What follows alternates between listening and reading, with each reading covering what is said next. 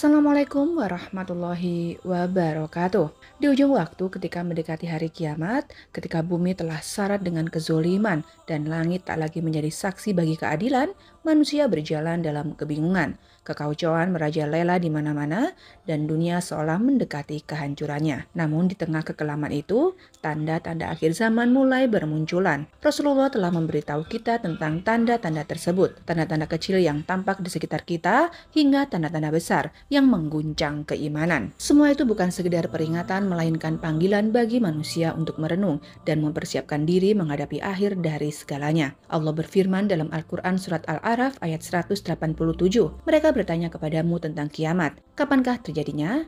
Katakanlah, sesungguhnya pengetahuan tentang kiamat itu hanya di sisi Tuhanku. Tidak seorang pun dapat menjelaskan waktu kedatangannya selain Dia. Kiamat itu amat berat, huru-haranya bagi makhluk yang di langit dan di bumi. Ia tidak akan datang kepadamu, melainkan secara tiba-tiba. Di antara tanda-tanda besar kiamat itu terdapat kisah tentang 5 pria luar biasa. Kehadiran mereka tidak hanya menjadi penanda dekatnya hari kiamat, tetapi juga menjadi ujian besar bagi umat manusia. Mereka adalah orang-orang yang akan membawa tatanan baru di dunia yang hampir hancur. Mereka adalah 5 orang pria yang berdiri sebagai poros sejarah akhir zaman. Siapakah mereka? Apa peran besar yang mereka emban dari Allah? Dan bagaimanakah dunia akan berubah dengan kehadiran mereka? Kisah mereka bukan sekedar legenda dan dongeng, melainkan kebenaran yang diabadikan dalam sabda Rasulullah dan dibahas oleh para ulama. Mereka adalah tanda bahwa Allah masih memberikan kesempatan bagi manusia untuk kembali kepadanya sebelum tabir akhir zaman benar-benar tersingkap. Perjalanan mereka adalah perjalanan umat manusia menghadapi ujian terbesar di dalam sejarah. Inilah kisah tentang 5 pria yang akan muncul di ujung waktu. Mereka membawa harapan, membawa peringatan, membawa ujian dan kebenaran yang tak tergoyahkan. Apakah Anda siap menyambut mereka? Pria pertama berasal dari suku Kahtan, salah satu suku terbesar yang berasal dari Yaman. Di penghujung waktu ketika dunia diliputi oleh kekacauan, fitnah dan hilangnya nilai-nilai kebenaran, akan muncul seorang pemimpin dari suku Kahtan. Rasulullah menggambarkan pria ini dalam sabdanya, kiamat tidak akan terjadi hingga seorang pria dari Kahtan muncul. Ia menggiring manusia dengan tongkatnya. Hadis riwayat Bukhari dan Muslim. Pemimpin ini akan menjadi sosok yang tegas dan kuat.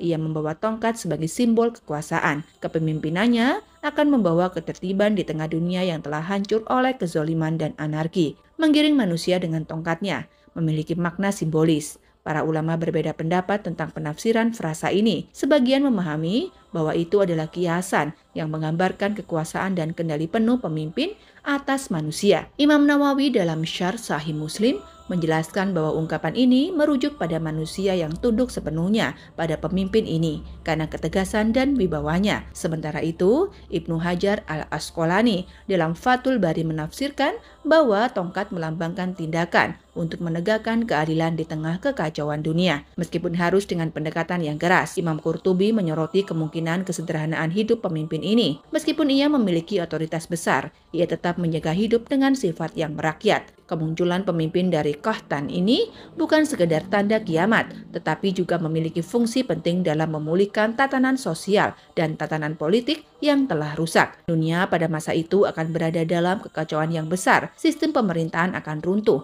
dan keadilan tidak lagi ditegakkan. Dalam situasi seperti ini, pemimpin dari Kahtan menjadi jawaban atas kebutuhan manusia akan sosok yang dapat membawa stabilitas. Pemimpin ini juga akan menjadi simbol keadilan yang dituntut oleh umat manusia yang telah lama dirundung penderitaan akibat kezoliman pemimpin sebelumnya. Selain itu, pemimpin dari Kahtan akan menjadi salah satu tokoh yang mempersiapkan jalan bagi kepemimpinan besar lainnya, yaitu Al-Mahdi. Kisah pemimpin dari Kahtan mengajarkan kita banyak hal.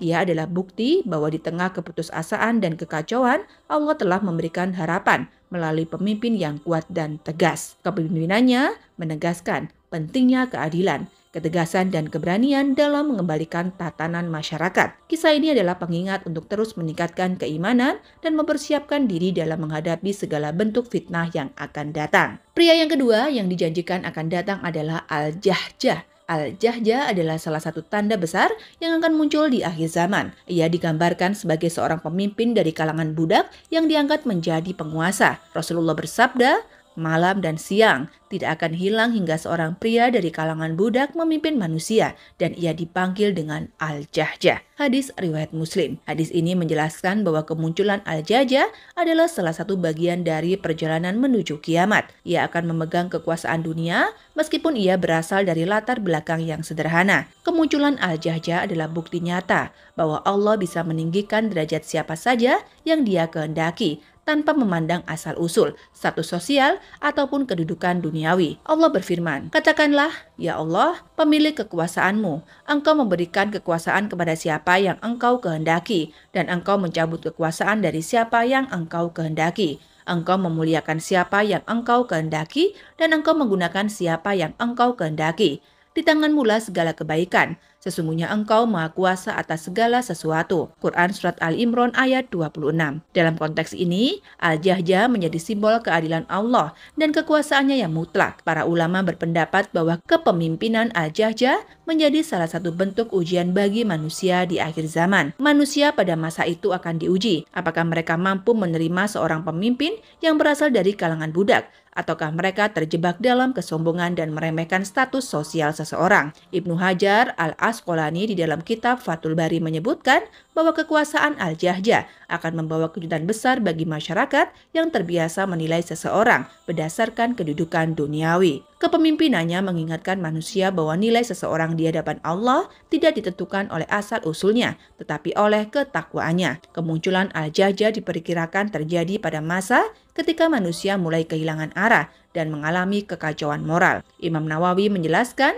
bahwa Al-Jahjah muncul sebagai penguasa di tengah lemahnya pemerintahan atau sistem sosial yang telah rusak. Kepemimpinannya bukan sekedar pengingat manusia, tapi juga sebagai cerminan bahwa Allah memiliki caranya sendiri untuk memimpin umat manusia melalui tangan siapa saja yang Allah kehendaki. Dalam riwayat lain disebutkan bahwa Al-Jahjah akan menjadi pemimpin yang kuat yang mampu menyatukan manusia. Kisah tentang Al-Jahjah mengajarkan bahwa kekuasaan adalah amanah besar yang dapat diberikan kepada siapa saja yang dikehendaki Allah. Kisah ini menjadi pengingat bahwa kita tidak boleh memandang rendah seseorang hanya karena status atau latar belakangnya saja. Rasulullah bersabda, "Sesungguhnya Allah tidak melihat kepada rupa dan tubuh kalian, tetapi Allah melihat dari hati dan amal kalian." Hadis riwayat Muslim. Lalu pria yang ketiga yang akan muncul menjelang kiamat adalah Al-Mahdi. Ia adalah pemimpin yang dinanti-nantikan oleh umat Islam. Al-Mahdi yang secara harfiah berarti yang dibimbing adalah sosok pemimpin dari keturunan Rasulullah. Ia akan muncul di tengah dunia yang dipenuhi dengan kezaliman dan kekacauan. Rasulullah bersabda, "Jika dunia ini hanya tersisa satu hari, Allah akan mempanjangkan hari itu hingga seorang pria dari keturunanku muncul. Namanya sesuai dengan namaku dan nama ayahnya sesuai dengan nama ayahku. Ia akan memenuhi bumi dengan keadilan, sebagaimana sebelumnya bumi dipenuhi dengan kezoliman." Hadis riwayat Abu Daud dan Tirmizi. Al-Mahdi adalah jawaban atas doa-doa umat yang merindukan keadilan dan kebenaran. Di tengah dunia yang telah dipenuhi oleh ketidakadilan, penindasan, dan kehancuran moral, Al-Mahdi akan muncul sebagai pemimpin yang membawa perubahan besar. Para ulama menjelaskan, ia bukanlah nabi atau rasul, melainkan seorang pemimpin yang dipilih dan diberi bimbingan oleh Allah untuk menegakkan kembali ajaran Islam yang telah banyak ditinggalkan oleh umat manusia. Hadis-hadis tentang Al-Mahdi memberikan gambaran jelas tentang sifat, ciri fisik, dan peranannya nanti di akhir zaman. Namanya adalah Muhammad bin Abdullah, seperti nama Nabi Muhammad. Ia berasal dari keturunan Hasan bin Ali, cucu Rasulullah. Rasulullah bersabda, "Al-Mahdi berasal dari kami, Ahlul Bait. Allah akan memperbaiki dirinya dalam satu malam." Hadis riwayat Ahmad. Menyikapi hadis ini, para ulama menafsirkan bahwa memperbaiki dalam satu malam berarti Allah akan memberinya petunjuk dan bimbingan untuk memikul tanggung jawab besar sebagai pemimpin umat. Sebelumnya ia mungkin hidup sebagai manusia biasa, yang mungkin belum menyadari takdirnya, tetapi Allah mempersiapkan untuk mengemban amanah yang luar biasa. Al-Mahdi akan muncul di tengah masa yang penuh dengan fitnah. Dunia akan dipenuhi dengan kezoliman, di mana para pemimpin telah banyak mengabaikan amanah dan hukum Allah. Umat manusia akan terpecah belah dan keadaan sulit ditemukan. Dalam situasi seperti ini, Al-Mahdi akan tampil sebagai pemimpin yang menyatukan umat Islam di bawah satu kepemimpinan yang benar. Ia akan membawa kembali ajaran Islam yang murni, menegakkan keadilan, dan memulihkan tatanan dunia yang telah runtuh. Masa pemerintahan Al-Mahdi akan berlangsung selama 7 atau 9 tahun. di mana keadilan dan kesejahteraan akan dirasakan oleh seluruh umat manusia. Dalam masa itu, Al-Mahdi akan memimpin umat manusia dalam berbagai peperangan melawan kezoliman, termasuk menghadapi pasukan Dajjal. Ia akan menjadi seorang pemimpin yang mendampingi Nabi Isa setelah turunnya dari langit. Nabi Isa akan membunuh Dajjal bersama Al-Mahdi, pembawa perdamaian yang belum pernah disaksikan sebelumnya di dunia. Kemunculan Al-Mahdi tidak hanya menjadi penanda bahwa kiamat sudah dekat, tapi juga sebagai pengingat Allah tidak akan pernah meninggalkan manusia. Ia adalah bukti di tengah kekacauan dunia, masih ada harapan untuk kebangkitan dan pembaruan. Namun Rasulullah mengingatkan, banyak orang di akhir zaman akan mengklaim dirinya sebagai Al-Mahdi. Oleh karena itu, umat Islam diminta untuk hati-hati dan hanya mempercayai sosok yang sesuai dengan ciri-ciri yang disebutkan di dalam hadis. Pria keempat yang akan datang menjelang hari kiamat adalah Dajjal. Ia adalah sosok yang paling menakutkan. Ia adalah fitnah terbesar bagi umat Islam. Di antara tanda-tanda besar menjelang kiamat,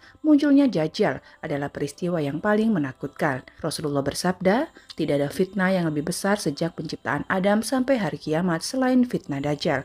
Hadis riwayat Muslim. Dajjal adalah ujian besar bagi umat manusia yang tidak hanya menguji keimanan, tapi juga kemampuan mereka untuk bertahan dari godaan dan tipu daya yang belum pernah terjadi sebelumnya. Dajjal adalah seorang manusia biasa dari keturunan Nabi Adam, tetapi ia diberi kemampuan luar biasa yang digunakan untuk menyesatkan manusia. Ciri-ciri fisiknya telah dijelaskan secara rinci di dalam berbagai hadis Rasulullah.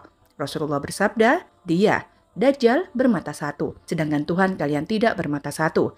Di antara kedua matanya tertulis kata kafir yang dapat dibaca oleh setiap mukmin, baik yang bisa membaca ataupun yang tidak bisa membaca. Hadis riwayat Bukhari dan Muslim. Fitnah Dajjal adalah ujian iman yang sangat besar. Ia mengakui dirinya sebagai Tuhan dan ia menunjukkan berbagai kemampuan supranatural yang membuat banyak orang terperdaya. Rasulullah bersabda, salah satu fitnah Dajjal adalah ia berkata kepada seorang Arab Badui, jika aku bisa membangkitkan ayah dan ibumu yang sudah mati, apakah engkau akan mengakui aku sebagai Tuhanmu? Lalu dua setan menampakkan diri dalam rupa ayah dan ibunya, dan keduanya berkata, wahai anakku, ikutilah dia, karena dia adalah Tuhanmu. Hadis riwayat Ibnu Majah. Fitnah ini adalah contoh bagaimana Dajjal menggunakan tipu dayanya untuk mengelabui manusia. Rasulullah menjelaskan bahwa Dajjal dapat menghidupkan orang mati dengan bantuan setan. Ia membuat bumi menumbuhkan tanaman. Ia dapat menurunkan hujan dan ia dapat memindahkan gunung. Ia memiliki surga dan neraka, tetapi keduanya adalah kebalikannya. Surganya adalah neraka dan nerakanya adalah surga. Rasulullah bersabda, barang siapa diuji dengan nerakanya Dajjal, hendaklah ia meminta pertolongan Allah dan membaca awal surat Al-Kahfi. Maka itu akan menjadi dingin dan keselamatan baginya seperti api yang menjadi dingin bagi Nabi Ibrahim. Hadis riwayat Ahmad. Kemunculan Dajjal akan terjadi setelah masa panjang penuh kekacauan dan penindasan. Sebagian ulama menyebutkan Dajjal akan muncul dari arah timur di daerah Khurasan, wilayah Iran dan Afghanistan. Rasulullah bersabda, Dajjal akan muncul dari daerah Yahudia di Aswahan. Ia diikuti oleh 70.000 orang Yahudi yang mengenakan pakaian khas. Hadis riwayat Muslim. Masa kekuasaan Dajjal berlangsung selama 40 hari, tapi hari-hari itu memiliki durasi yang tidak biasa. Rasulullah bersabda, satu hari seperti setahun, satu hari seperti sebulan, satu hari seperti sepekan, dan hari-hari lainnya seperti hari-hari kalian. Hadis riwayat Muslim. Di akhir masa fitnahnya, Dajjal akan dibunuh oleh Nabi Isa di gerbang Lut, Palestina. Nabi Isa akan turun dari langit dengan membawa keadilan dan mengakhiri masa kegelapan ini. Rasulullah bersabda, Isa bin Maryam akan turun, lalu ia akan mencari Dajjal hingga menemukannya di gerbang Lut, lalu ia membunuhnya. Hadis riwayat Muslim. Rasulullah menganjurkan umat Islam untuk membaca 10 ayat pertama dan terakhir dari surat Al-Kahfi sebagai perlindungan dari fitnah Dajjal. Dalam hadis lain Rasulullah bersabda, barang siapa menghafal 10 ayat pertama dari surat Al-Kahfi, ia akan dilindungi dari fitnah Dajjal.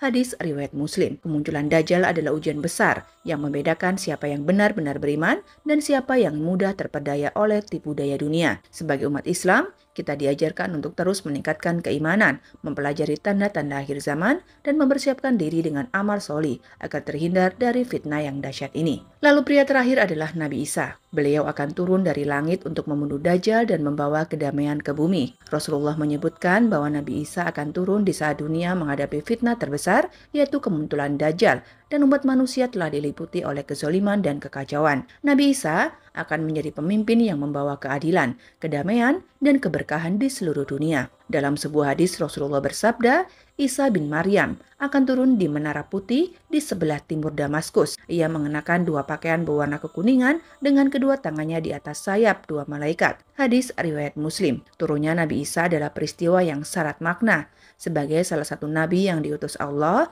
Isa diangkat ke langit oleh Allah dan belum mengalami kematiannya. Allah berfirman, tetapi sebenarnya Allah telah mengangkat Isa kepadanya, dan Allah Maha Perkasa lagi Maha Bijaksana. Nabi Isa akan kembali ke bumi bukan sebagai nabi baru, tapi sebagai pembela tauhid. Ia akan menyelamatkan umat manusia dari fitnah Dajjal. Setelah membunuh Dajjal, Nabi Isa akan menghapus simbol-simbol kesesatan, termasuk salib, dan menegakkan kembali ajaran tauhid. Rasulullah bersabda, "Demi Allah yang jiwaku berada di tangannya, sungguh aku turun di tengah kalian, putra Maryam, sebagai hakim yang adil. Ia akan mematahkan salib, membunuh babi, menghambus jizyah, dan harta akan melimpah hingga tidak ada seorang pun yang mau menerimanya." Hadis riwayat Bukhari dan Muslim. Setelah Dajjal terbunuh, tibalah masa keemasan. Setelah turunnya Nabi Isa, dunia akan memasuki masa keemasan di bawah kepemimpinan Nabi Isa. Ia akan memimpin umat manusia dengan keadilan yang sempurna, sebagaimana diajarkan oleh syariat Islam. Tidak ada lagi permusuhan dan kebencian di antara manusia. Dalam masa itu, dunia akan dipenuhi keberkahan, bumi akan melimpahkan hasilnya, hujan turun dengan lebat, dan manusia hidup dalam kedamaian. Rasulullah bersabda, di masa itu buah-buahan akan menjadi besar, tanaman akan melimpah, harta akan melimpah, amanah akan tersebar, dan permusuhan akan hilang. Hadis riwayat Ahmad. Dalam periode itu, hubungan antar manusia dan binatang liar berubah. Binatang buas akan hidup damai dengan manusia. Sebagaimana disebutkan dalam sebuah hadis, serigala akan menggembala bersama domba, singa akan bermain dengan unta, dan anak-anak bermain dengan ular tanpa membahayakan mereka. Hadis riwayat Ahmad. Setelah menjalankan tugasnya, Nabi Isa akan hidup di bumi selama 40 tahun. Kemudian ia akan meninggal secara wajar seperti manusia lainnya. Rasulullah bersabda, ia akan tinggal di bumi selama 40 tahun, lalu ia akan wafat dan kaum muslimin akan mensolatkannya. Hadis riwayat Abu Daud. Setelah wafatnya Nabi Isa, dunia akan terus berjalan menuju tanda-tanda akhir lainnya hingga hari kiamat. Sahabat beriman, kisah-kisah ini mengajarkan kita bahwa dunia hanya sementara dan setiap tanda yang Allah hadirkan adalah peringatan agar kita mempersiapkan diri untuk hari akhir. Rasulullah bersabda, bersegeralah beramal sebelum datang 7 hal. Kemiskinan yang membuat lupa, kekayaan yang membuat lalai, penyakit yang merusak, usia tua yang melemahkan, kematian yang mendadak, dan Dajjal, seburuk-buruk sesuatu yang dinanti atau kiamat. Dan kiamat itu lebih dahsyat dan lebih pahit. Hadis riwayat Tirmizi. Semoga Allah menjadikan kita termasuk orang-orang yang selamat dari fitnah akhir zaman, diberi kekuatan untuk tetap berada di jalannya, dan kelak dikumpulkan bersama orang-orang yang beriman di surga Allah. Amin amin ya rabbal alamin. Wabila taufik wal hidayah. Wassalamualaikum warahmatullahi wabarakatuh.